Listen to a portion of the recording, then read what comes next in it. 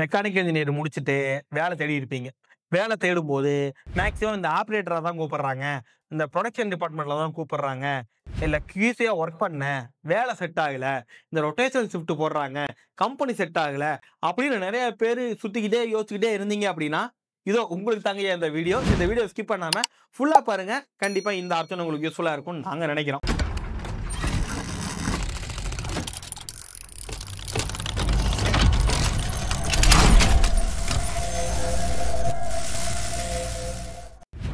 Welcome friends. உங்கள் KK MECல இருந்து. ஆரம்பத்துல சொன்ன மாரி வந்து பார்த்தீங்கன்னா, நம்ம மெக்கானிக்கல் இன்ஜினியர் முடிச்ச உடனே நம்ம கண்ணுக்கு தெரியறது எப்பவும் போல வந்து ஒரு மேனுஃபேக்சரிங் கம்பெனி, அத விட்டா ஆட்டோமொபைல் கம்பெனி இந்த மாரி தான். நெறைய பேர் வந்து பார்த்தீங்கன்னா, கான்ட்ராக்ட் பேசிஸ்ல போறது, அந்த நீம் ட்ரெய்னி, நாப்ஸு இத பத்திலாம் ஆல்ரெடி நாம நெறைய வீடியோ போட்டாச்சு. அத பத்தி மேற்கொண்டு சொல்றதுக்கு ஒண்ணும் விசேஷம் கிடையாது. இப்ப என்ன அப்டின்னா, இது இல்லாம தனியா மெக்கானிக்கல் இன்ஜினியருக்காகவே பிரத்யேகமான நெறைய ஃபீல்டு இருக்கு. அது எல்லாமே வந்து பார்த்தீங்கன்னா, ஒரு அண்டர் ரேட்டட். இதுவரைக்கும் யாருக்குமே தெரியாத ஒரு ஃபீல்டு. காம்படிஷன் ரொம்ப ரொம்ப கம்மியா இருக்கிற ஒரு ஃபீல்டு. தெரிஞ்ச சில பேர் மட்டும் இத யூஸ் பண்ணி நல்ல ஒரு பெனிஃபிட் ஆயிட்டு இருக்கிறாங்க. ஐயா நான் என்ன ஃபீல்டு சொல்ல வர்றேன் அப்படிங்கிறது வந்து உங்களுக்கு தெரிஞ்சிருக்கும். எஸ் அதுதான். Oil and gas industry. Mechanical இன்ஜினியருக்கு ஆயில் அண்ட் கேஸ் இண்டஸ்ட்ரிக்குள்ள நெறைய ஆப்பர்ச்சுனிட்டீஸ் இருக்குங்க ஐயா. பட் இந்த நெறைய ஆப்பர்ச்சுனிட்டீஸ் இருக்குது அப்படின்னு நான் சொன்னதுனாலேயே, நெறைய பேர் என்கிட்ட கேட்கிற டவுட் வந்து, சார் நான் NDT முடிச்சுட்டு இந்த ஃபீல்டுக்குள்ள போயிரலாமா? அப்படின்னு ஒரு கேள்வி. NDT அப்படின்னா நான் டிஸ்ட்ரக்டிவ் டெஸ்டிங். அதாவது ஒரு பொருள உடைக்காம அதில உள்ள டிஃபெக்ட்ஸ கண்டுபிடிக்கிறது நெறைய பேருக்கு தெரிஞ்சிருக்கும். இதுல ASNT லெவல் 2 அப்படின்னு ஒரு சர்டிஃபிகேஷன் இருக்குது. அது படிச்சுட்டா நான் ஃபீல்டுக்குள்ள போலாமான்னா, டெஃபினட்டா நீங்க போகலாம். ஆனா ஆனா என்னன்னா, அதான் டெக்னீஷியனா தான் நீங்க போகணும். பட் என்ன பொறுத்த அளவுக்கு ஒரு மெக்கானிக்கல் இன்ஜினியரிங் இல்ல டிப்ளமோ முடிச்சிருக்கிற நம்ம, ஒரு டெக்னீஷியனா போக தேவையில்ல. ஏன்னா, அதுக்கு அடுத்த லெவல் போறதுக்கான ஸ்கில் செட்டே உங்கள்ட்ட இருக்கும் பட்சத்துல, you can become a QC engineer. நீங்க ஒரு QC இன்ஜினியராவோ, ஒரு குவாலிட்டி இன்ஸ்பெக்டராவோ நீங்க வந்து வேல பார்க்க முடியும். அதுக்கு என்னலாம் வேணும்? அதுக்கு என்னலாம் நான் தெரிஞ்சுக்கணும்? இந்த ஆயில் அண்ட் கேஸ் இண்டஸ்ட்ரிக்குள்ள ஒரு QC இன்ஜினியரா போறதுக்கு என்னலாம் நான் தெரிஞ்சுக்கணும்? அப்படிங்கிறத நான் சொல்லப் போறேன். இதுல ஃபர்ஸ்ட் விஷயம் வந்து பார்த்தீங்கன்னா, codes and standards. Codes and ஸ்டாண்டர்ட்ஸ்னா, இப்ப ஆயில் அண்ட் கேஸ் இண்டஸ்ட்ரிக்குள்ள போகும்போது, எல்லாமே ஆஸ் பெர் ஸ்டாண்டர்ட் தான் நடக்கும். மேஜரா அந்த oil and gas power plant செக்டாருக்குள்ள யூஸ் பண்ணக்கூடிய ஸ்டாண்டர்ட் வந்து பார்த்தீங்கன்னா, அமெரிக்கன் ஸ்டாண்டர்ட் ASME அப்படின்னு சொல்லுவாங்க. American society for mechanical engineers. அதாவது ASME. இத பத்தி உங்களுக்கு தெரியும். இதுல என்னென்ன ஸ்டாண்டர்ட்ஸ்லாம் இருக்கு? ஸ்டாண்டர்ட்னா ஒண்ணும் பெருசா ஒண்ணும் இல்லைங்கய்யா. உங்களுக்கு ஒரு டவுட்னா போய் அதுல கிளாரிஃபை பண்ணிக்க முடியும். அதுல என்ன சொல்லியிருக்காங்களோ, அது மாரி தான் நீங்க வந்து பார்த்தீங்கன்னா, வொர்க் பண்ணணும் அப்படிங்கிறது தான் ஸ்டாண்டர்ட். டாக்குமெண்டேஷன்.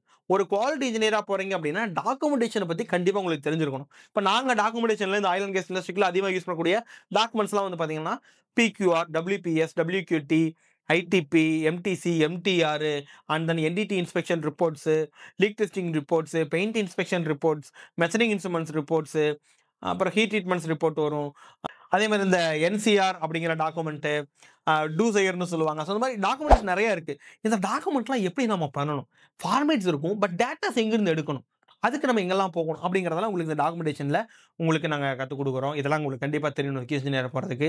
அடுத்து டிராயிங். ஏன்னா ஒரு டிராயிங் தான் வரும் உங்களுக்கு. அந்த ஒரு பாய்லரோ, ஒரு பிரஷர் வெசலோ, இல்ல ஒரு பைப் லைனோ வெறும் டிராயிங்க தான் குடுப்பாங்க. அந்த டிராயிங்க வச்சு அந்த டிராயிங்ல என்ன சொல்லியிருக்காங்களோ, அத பக்காவா ரீட் பண்ணி, அத வந்து நீங்க கன்ஸ்ட்ரக்ஷனோ இல்லது வந்து மேனுஃபேக்சரிங்கோ நீங்க பண்ணணும். அதுக்கு உங்களுக்கு அந்த டிராயிங் உள்ள சிம்பிள்ஸ் இதெல்லாமே ரீட் பண்றதுக்கு தெரியணும். ஓகே. அடுத்து வெல்டிங்.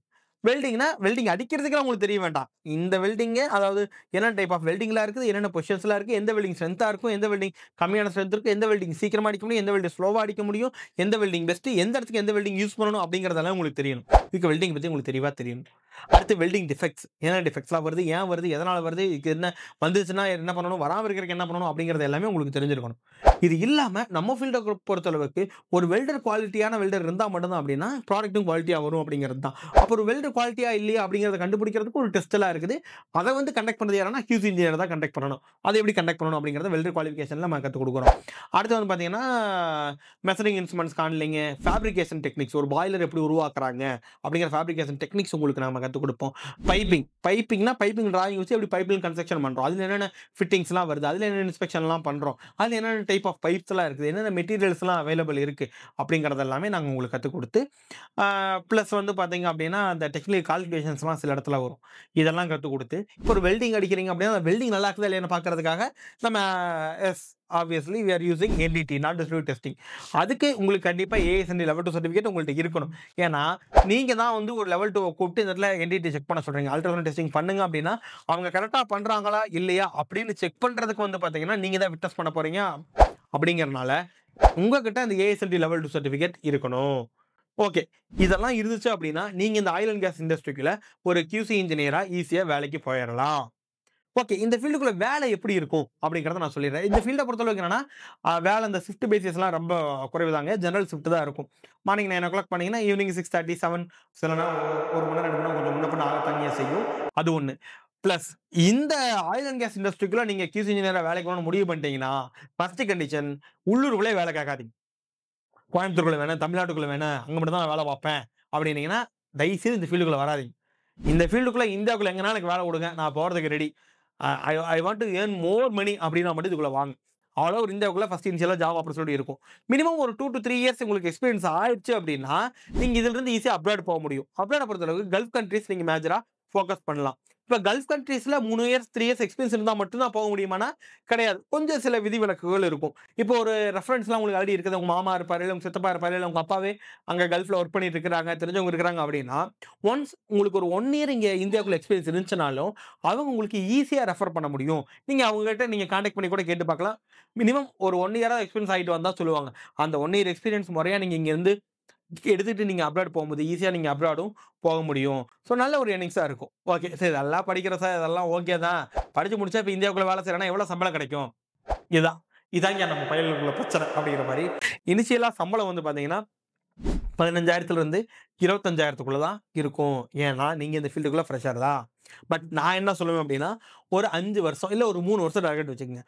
3 வருஷத்துல இந்த ஃபீல்டுக்குள்ள நீங்க எவ்வளவு சம்பளம் வாங்கணும்னு ஆசைப்படுறீங்க அதை கமெண்ட்ல சொல்லுங்க. டைமர் வேணா வச்சிருங்க எடிட்டர். கரெக்டாக ஒரு 10 செகண்ட் டைமர் கேப் விட்டீங்கன்னா அவங்க அதை என்ட்ரி பண்ணிடுவாங்க.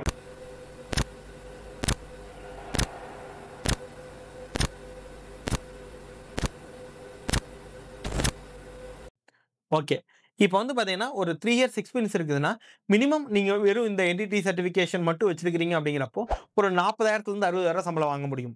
இல்லை இது கூட நீங்கள் ஏபிஐலாம் நீங்கள் படிச்சிருக்கீங்க, ஏபிஐங்கிற சர்டிஃபிகேஷன் கோர்ஸ் அதெல்லாம் நீங்கள் பண்ணியிருந்தீங்க அப்படின்னா நீங்கள் வந்து பார்த்தீங்கன்னா ஒரு 60,000 மினிமம் இந்தியாவுக்குள்ள ஒரு 3 வருஷம் எக்ஸ்பீரியன்ஸ்னா 60,000 80,000 வரைக்கும் வாங்க முடியும். அப்ராட்னா 80,000 1,20,000 வரைக்கும் நீங்கள் வாங்க முடியும். ஓகே, இந்த கோர்ஸை நாங்கள் வந்து ஃபார்முலேட் பண்ணி பக்காவாக ஒரு சிலபஸாக ரெடி பண்ணி வச்சிருக்கோம். இந்த கோர்ஸுக்கு பேர் தான் CQI சர்டிஃபைட் குவாலிட்டி இன்ஸ்பெக்டர் அப்படிங்கிறது.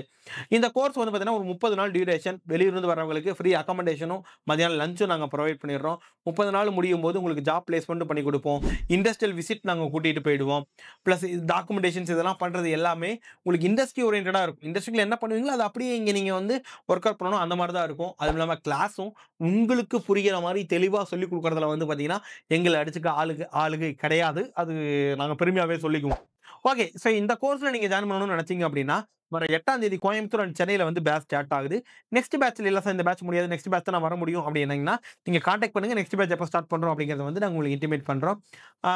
அண்ட் தென் ஆன்லைன்லேயும் இந்த கோர்சஸ் அவைலபிள் இருக்குது. இந்த கோர்ஸை பற்றி இன்னும் ஏதாவது நீங்கள் தெரிஞ்சுக்கணும்னு ஆசைப்பட்டீங்கன்னா கீழே டிஸ்கிரிப்ஷனில் நம்பர் இருக்குது, காண்டாக்ட் பண்ணலாம். அல்லது கீழே ஒரு என்கொயரி லிங்க் வச்சிருப்போம். ஜஸ்ட் கிளிக் பண்ணி உங்கள் டீட்டெயில்ஸ் ஃபில் பண்ணுங்கள். நாங்களும் உங்களுக்கு கால் பண்ணி டீட்டெயில்னு சொல்லுவோம். வேறு ஏதாவது டவுட்னா காண்டாக்ட் பண்ணுங்கள். Thank you so much.